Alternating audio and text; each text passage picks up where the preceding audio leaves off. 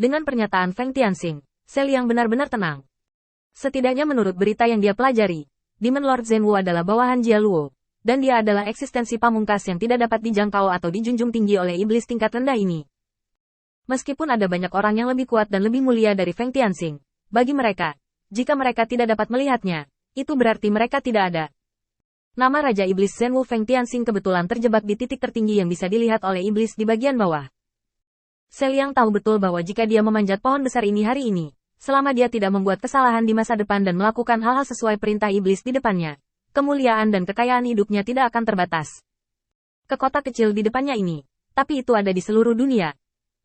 Ketika meninggalkan kota, Seliang masih mendesah dengan emosi. Perubahan di dunia ini begitu cepat, bahkan jika dia hanya mendapat penghargaan dari puncak klan iblis, dia dapat segera melepaskan belenggu yang telah dia coba hancurkan. Gratis selama ratusan tahun. Seliang, aku harus kembali untuk menangani beberapa masalah sepele sekarang. Kamu tahu kota Dongyu, kan? Pergi ke restoran pertama di gerbang timur dan tunggu aku. Lalu aku akan mengatur beberapa tugas untukmu. Setelah selesai berbicara, Feng Tianxing menjatuhkan sejumlah uang dengan santai, berbalik dan melangkah ke lorong luar angkasa. Kedua pihak sama sekali tidak berada pada level yang sama, dan Siliang sedikit bingung. Tetapi dia segera merasa lega. Jadi bagaimana jika dia benar-benar dihargai oleh Feng Tianxing? Setidaknya dia telah membantu dirinya sendiri untuk keluar dari sangkar itu sepenuhnya. Dan kemudian dia bisa memulai hidup baru dan menunjukkan ambisinya di tanah yang luas ini. Dan ini sudah menjadi situasi terburuk. Jika Feng Tianxing tidak membohonginya, maka dia akan penuh harapan dan masa depan di masa depan. Seliang segera bangkit dan pergi ke kota Dongyu yang disebutkan oleh Feng Tianxing. Kota Dongyu berada di sisi kanan kota yang baru dibangun Feng Tianxing, yang merupakan perjalanan panjang bagi Seliang. Setidaknya butuh 10 hari. Dan dia sudah lelah melihat pemandangan di sepanjang jalan. Kecuali untuk 2 hari pertama ketika dia suka melihat-lihat, dia menghabiskan sisa waktunya di jalan dengan seluruh kekuatannya. Bukan hanya karena bosan menontonnya, tetapi yang lebih penting, dia menemukan beberapa kelainan di jalan pada hari ketiga. Ada beberapa setan di belakangnya yang sering muncul, meskipun mereka sangat sering berganti ekor. Di mata Siliang, jika Anda pernah melihat setan sekali, Anda tidak akan salah mengakuinya. Mereka mengikutinya selama 2 hari penuh. Dan dia menjadi sasaran.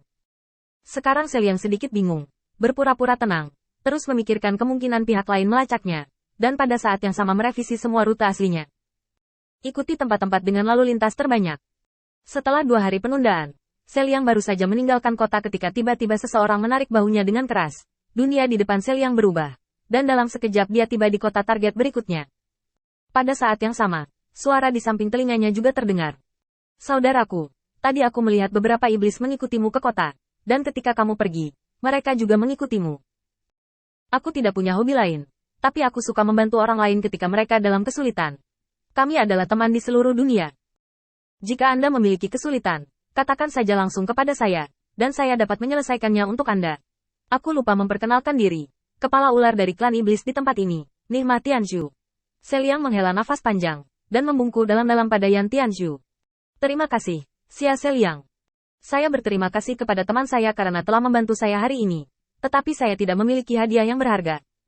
Jika Anda butuh sesuatu, jangan ragu untuk berbicara. Nihma Tianzhu tertawa. Aku baru saja melihat bahwa kamu dan aku ditakdirkan. Bagaimana dengan ini? Ayo pergi ke kota untuk mencari tempat istirahat. Minum-minum. Dan kemudian aku akan meminta 2 teman untuk pergi untuk menanyakan informasi dan melihat apakah mereka datang setelah mereka. Seliang sedikit mengangguk. Dan mengikuti Yan Tianzhu ke toko anggur iblis. Setelah minum selama 3 putaran, Seliang melihat bahwa Yan Tianzhu masih menolak untuk mengungkapkan tujuannya, dan dia sudah mulai ragu di dalam hatinya. Di mana ada pesta gratis di dunia ini? Pihak lain yang membantunya dengan cara ini pasti punya motif lain, tapi dia menolak mengungkapkan tujuan sebenarnya hari ini. Satu-satunya penjelasan adalah bahwa tujuannya bukan pada dirinya sendiri, tetapi pada iblis yang berhubungan dengan dirinya sendiri. Tubuh klan. Memikirkan kembali dengan hati-hati. Ketika saya menjadi pelayan toko, meskipun beberapa iblis memiliki persahabatan yang baik dengannya, mereka berhenti di sana. Tidak ada persahabatan yang mengancam jiwa. Satu-satunya yang memiliki lebih banyak hubungan dengannya adalah iblis yang mati. Tidak mungkin untuk teman dan mitra yang saya miliki saat itu, atau untuk koneksi saya di kota itu. Satu-satunya kemungkinan jatuh pada Raja Iblis Zhenwu. Orang ini juga ingin menemukan Raja Iblis Zhenwu, tetapi dia tidak tahu apa tujuannya. Berlindung dalam kesetiaan, atau punya rencana lain. Memanfaatkan anggur, Seliang dengan lembut meletakkan gelas anggur di tangannya di atas meja. Saudara Yan Tianzhu, jika Anda benar-benar memiliki sesuatu untuk dilakukan, jangan bertele-tele. Saya telah dikejar selama beberapa hari. Anda akhirnya membantu saya melarikan diri. Saya sangat berterima kasih. Selama itu bukan sesuatu di luar kemampuan saya, aku pasti akan membantumu. Selesai. Ngomong-ngomong, aku baru saja bertemu dengan klan iblis beberapa hari yang lalu. Dia sangat kuat. Jika kamu ingin mencari posisi resmi, aku bisa merekomendasikannya untukmu. Kamu memiliki karakter seperti itu. Dia pasti menyukainya. Dan dia pasti akan mempercayakannya dengan tugas-tugas penting di masa depan. Seliang menanyakan tentang informasi di sela-sela. Tetapi Yan Tianshu tidak terburu-buru, dan menunggu beberapa saat sebelum berbicara perlahan. Itu tidak benar. Aku bepergian ke sini baru-baru ini.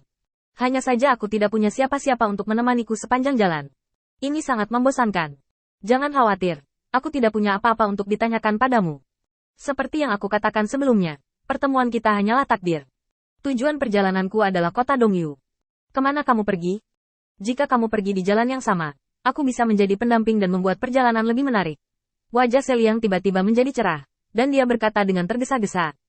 Pergi di jalan yang sama bersama-sama. Karena saudara Yan Tianshu bersedia untuk pergi dengan saya tidak perlu khawatir tentang setan-setan yang mengikuti saya. Dengan cara ini, saya akan membayar semua biaya di sepanjang jalan. Yang kecil sikap. Yan Tianshu juga terkejut. Keduanya membicarakan segalanya selama perjamuan.